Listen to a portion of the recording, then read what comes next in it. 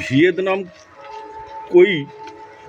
দেখুন এই কই মাছগুলো কেউ বলবে না যে এটা ভিয়েতনাম কই মাছ। ভালো করে দেখুন, এই ভিডিওতে আমি একটা আমার প্র্যাকটিক্যালে আমার নিজের মতো করে আমি কিছু রেনু চারা করেছিলাম, যে ভিয়েতনাম কইর ফিমেলের সাথে দেশি কইর মেল নিয়ে আমি কিছু ব্রিডিং করিয়ে চারা করেছিলাম। ভালো করে দেখুন, এই কইগুলোর কালার দেখুন আর কই মাছগুলোর সাইজ দেখুন। এতে এই কই মাছগুলো যখন আমি মার্কেটে বিক্রি করতে নিয়ে যাই তখন কিন্তু অন্যান্য মার্কেটে কই মাছের থেকে আমার এই কই মাছগুলোর যে কালার, যে সাইজ, আমার কিন্তু খুব তাড়াতাড়ি বিক্রি হয়ে যায়। ভালো করে দেখুন, অরিজিনাল দেশি কইয়ের মতো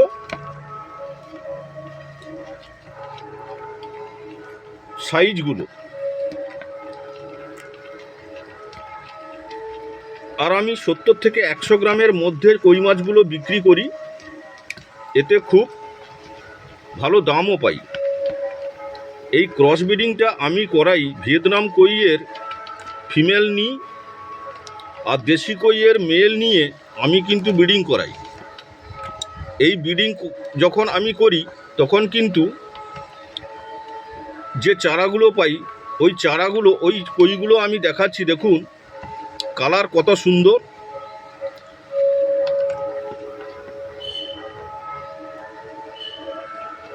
এই কয়েক পিস কই নিয়ে আমি এই ভিডিওটা করলাম। মার্কেটে যখন বিক্রি হবে যে কইগুলো আমার যায় ওগুলোর ভিডিও করে আমি কিন্তু দেখাবো। আজ শুধুমাত্র এই ক্রস ব্রিডিংটা দেখানোর জন্য, যে কই মাছের কালার আর কই মাছের যে সাইজ ক্রস ব্রিডিং করলে কত সুন্দর হয় ওটা আমি তুলে ধরলাম এই ভিডিওতে। কই মাছগুলো, এই ভিয়েতনাম কই মাছগুলো ক্রস ব্রিডিংয়ের কই মাছ। ওটা বড় কই উঠে দেখা, দেখুন এই যে কই মাছগুলো দেখাচ্ছি এগুলো কিন্তু ভিয়েতনাম কইর ফিমেল আর দেশি কইর মেল নিয়ে আমি ক্রস ব্রিডিং করিয়েছিলাম। কই মাছগুলোর সাইজ দেখুন কত সুন্দর। দেখুন দেখুন এই ক্রস ব্রিডিংয়ের কইগুলো আমি দেখাচ্ছি কত সুন্দর। ক্রস ব্রিডিংয়ের কই মাছগুলো রাখো, সেগুলো আর দেখিল।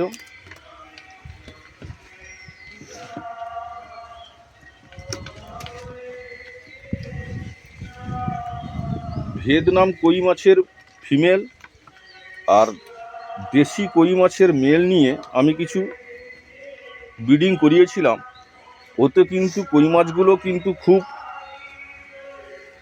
ভালো কালার আর একেবারে দেশি কইর মতো সাইজ, এবং মার্কেটেও বিক্রি খুব ভালো হয়। মাছগুলো দেখুন।